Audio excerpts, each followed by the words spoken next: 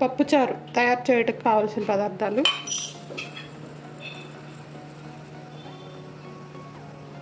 పెసరపప్పు 1 కప్పు, కందిపప్పు 1 కప్పు.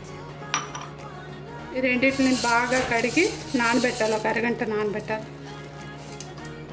ఈ కప్పుతో 5 కప్పులు వాటర్ వేసానండి. ఒక హాఫ్ అన్ అవర్ అవసరం లేదు, 20 మినిట్స్ ఇలా ఉంచేద్దాం. ఈలోగా చింతపండు నానబెట్టుకుందాం. ఇదండి పెద్ద నిమ్మకాయ సైజ్ అంతా చింతపండు తీసుకొని కొద్దిగా కడిగి నానబెట్టేద్దాం. ఈ విధంగా నానబెట్టుకుందాం. ఒక పక్కన పెట్టుకుందాం. దీంట్లో టమాటా, ఉల్లిపాయ ముక్కలు,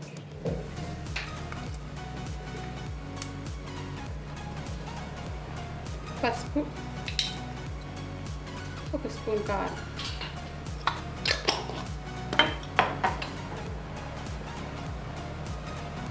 వేసి బాగా కలిపి మూత పెట్టేయాలి. ఇది హాఫ్ అన్ అవర్ నాన్న పప్పు అండి. కుక్కర్ మూత పెట్టండి.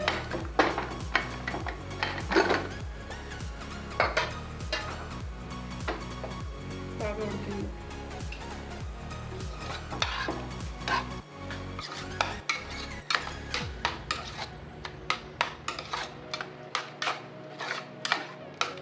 దీంట్లో కాస్త పప్పు తీసి పక్కన పెట్టుకుంటానండి. తాలింపు పప్పు ఇంత పప్పు వేయను.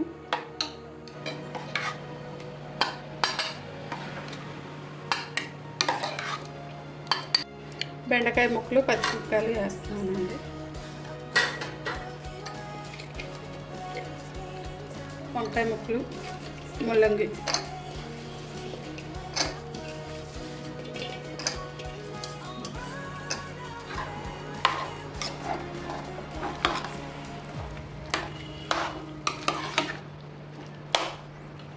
ఇప్పుడు చింతపండు పులుపు వేసుకుందామండి.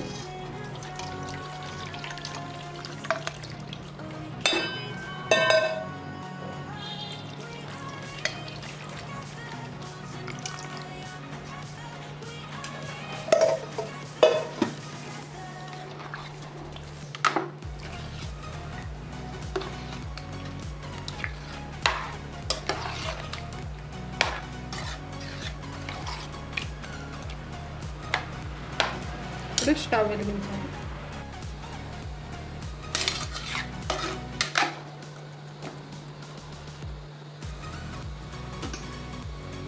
ఇప్పుడు దీంట్లోకి వేడి నీళ్ళు వేస్తాను. పప్పు చారు కాబట్టి నేను కొంచెం ఎక్కువ వేస్తానండి వాటర్.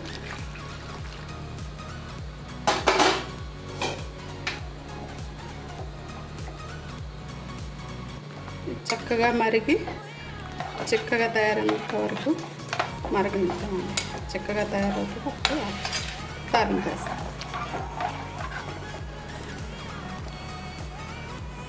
కాస్త కరివేపాకు వేసుకుందామండి. కాగి పచ్చిమిరపకాయలు చిదిమి వేసేద్దాం. స్మెల్ కోసమేనండి.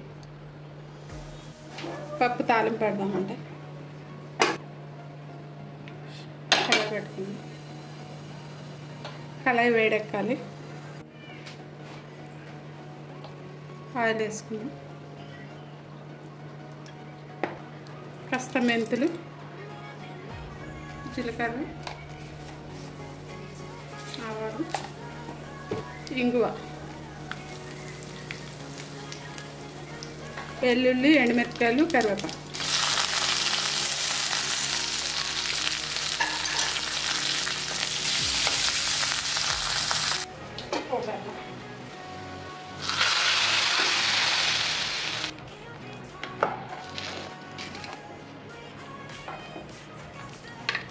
ఇప్పుడు ధనియా జీరా పౌడర్ వేద్దాం. ధనియాలు, జీలకర్ర పౌడర్.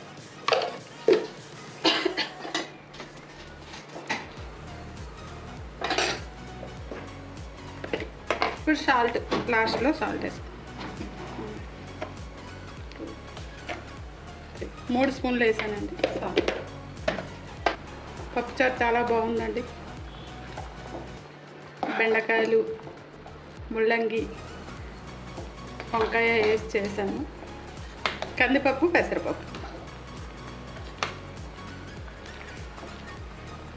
ఈ టైంలో కాస్త కొత్తిమీర వేసుకోవాలండి. కొత్తిమీర వేసి స్టవ్ ఆఫ్ చేసేద్దాం.